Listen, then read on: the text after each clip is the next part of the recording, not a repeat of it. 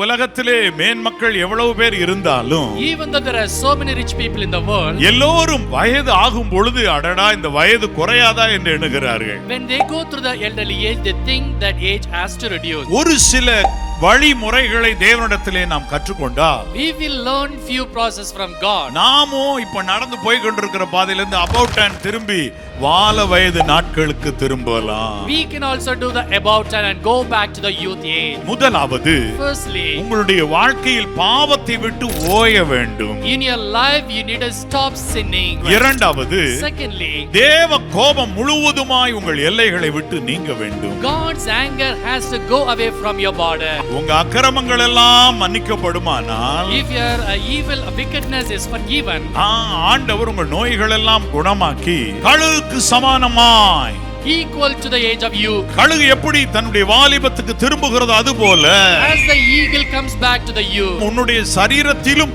நல்ல சுகத்தை பலனை சௌக்கியத்தை நான் கட்டளையிடுவேன் என்று கர்த்தர் உங்களுக்கு இன்றைக்கு நற்செய்தி தருகிறார்.